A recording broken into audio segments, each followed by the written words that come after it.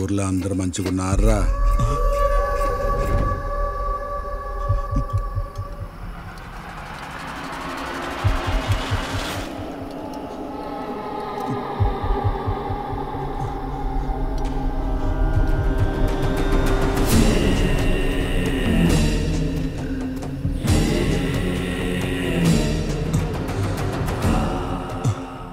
కొమరి ఎట్లున్నావురా? నువ్వు చచ్చినావు, ఊళ్ళో అంతా నమ్ముతురు. ఆడ నీ పెండ్లం నువ్వు బతుకున్నావు నిజాన్ని మోయాలో దాయాలో తెలవక రోజు సస్తు బతుకుతుందిరా. నీ తమ్ముడు నిన్ను ఎత్తుక్కుంటూ పోయిండు. ఒక్కసారి కూడా నీ పెళ్ళం బిడ్డ లాదికి రాలేదారా? మాట్లాడవేంది? అసలు ఏం చేస్తున్నావురా? ఏం చేస్తున్నావు?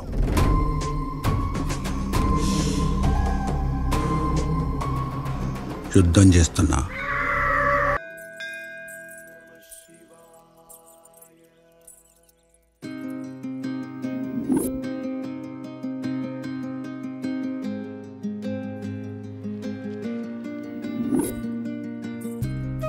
మంచిగా అనిపిస్తుంది నేను చూస్తుంటే.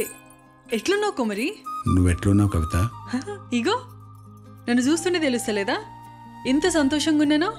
మా ఆయన చాలా మంచోడు, నన్ను చాలా బాగా చూసుకుంటాడు. ఇగో ఇంకో 3 నెలల్లో నన్ను అమ్మ అని బిలోనీకి నా సిట్టి తల్లి వస్తుంది. గింతకన్నా ఏం కావాలి చెప్పు?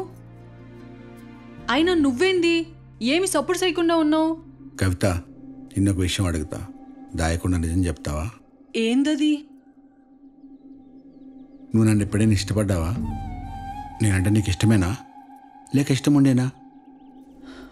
ఇప్పుడు అవన్నీ ఎందుకు కొమరి? గిదొక్కటి చెప్పు, గిదొక్కటే. చిన్నగున్నప్పుడు నువ్వంటే నాకు మస్తు ఇష్టం ఉండే కొమరి, అందరికన్నా ఎక్కువ. అయినా ఇప్పుడు ఇవన్నీ ఎందుకులే కొమరి? మాట్లాడుతుంటే ఎటు పోతున్నావు?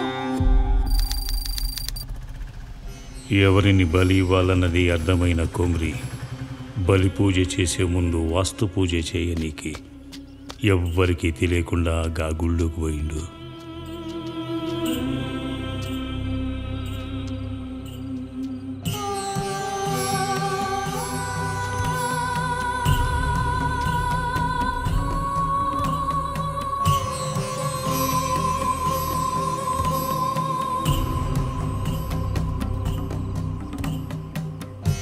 ట్రావెన్కోర్ వాళ్ళు ఈ గుడిని కట్టించారని చెప్పడానికి ఇదే బెస్ట్ ప్రూఫ్. ఈ బొమ్మలేందో గానీ నువ్వైతే గుడి మీద బొమ్మ లెక్క మస్తుగున్నావు.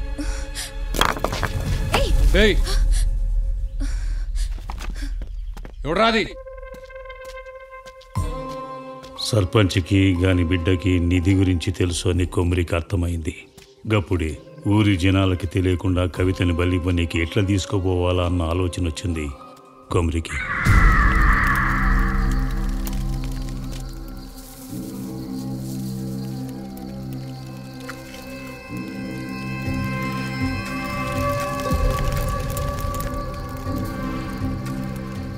కవితతో పాటు సర్పంచ్ బిడ్డ మీద కూడా రేణుకా అవతారం ప్రయోగించిండు.